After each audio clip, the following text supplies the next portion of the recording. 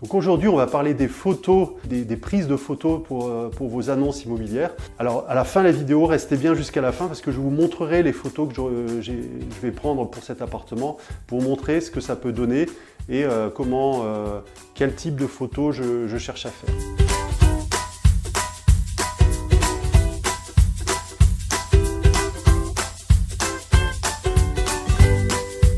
Donc aujourd'hui, je me trouve dans mon nouveau 3 pièces que j'ai acheté à Strasbourg. Donc c'est un 3 pièces que je vais mettre en colocation étudiante à haut rendement. Et aujourd'hui, je vais vous parler donc des photos, de comment je fais pour prendre les photos de mes appartements. Alors restez bien jusqu'à la fin des vidéos parce que je vais vous montrer les photos que j'aurai prises d'ici quelques minutes, que j'aurai prises dans l'appartement et celles que finalement j'aurai postées pour mes annonces. Donc comme ça, vous verrez le résultat de ce que je vais vous expliquer pendant cette vidéo. Pour les photos, vous avez deux façons de procéder. Soit vous faites appel à un photographe professionnel, ça vous coûtera entre 50 et 100 € pour un appartement moyen. Ou alors vous pouvez décider de le faire vous-même avec du matériel, sans dépenser des 1000 et des 100. Alors le matériel, 3 objets importants pour prendre les photos. Déjà le premier, eh bien c'est l'appareil photo. On voit beaucoup de photos sur les annonces qui sont prises avec un smartphone. Moi je vous conseille plutôt de prendre un appareil grand angle. Ici c'est un appareil qui m'a coûté moins de 150 €. C'est pas la peine d'aller chez un spécialiste de la photo, ce qui est important c'est que ça soit un grand angle. Deuxième élément, c'est au niveau de l'éclairage. Alors moi j'utilise des éclairages d'appoint.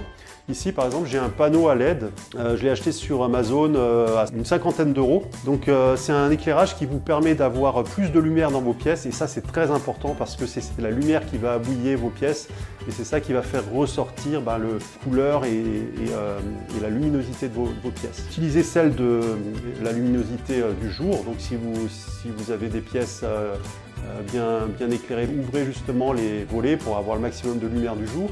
Et après, vous pouvez rajouter, je vous conseille franchement de rajouter de la lumière pour les photos. Ça va vraiment aider votre appareil à faire de belles photos. Troisième point, c'est toujours pour la lumière. En fait, je vous conseille justement au niveau de vos luminaires, si vous le pouvez, utiliser des ampoules qui ont une température de couleur qui est assez proche de celle du jour.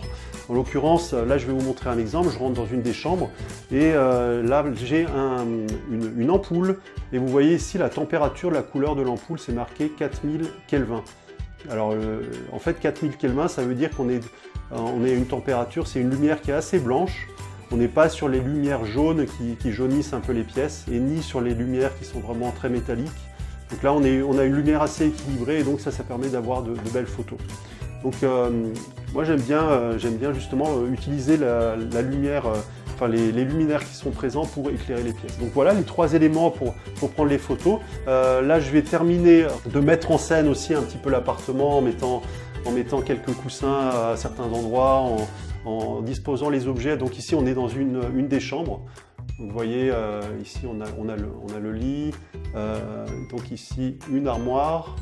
Et puis bien sûr le bureau pour l'étudiant puisque ça sera loué à des étudiants. Alors si le sujet vous intéresse de la préparation des appartements, vous pouvez télécharger le guide que j'ai préparé pour vous en cliquant sur le petit qui se trouve au-dessus de la vidéo ou alors sur un des liens qui se trouve en dessous de la vidéo. Voilà, je vous retrouve très bientôt pour la suite de ce projet immobilier et je vous souhaite de très bons succès pour vos prochains investissements immobiliers. À très bientôt, ciao!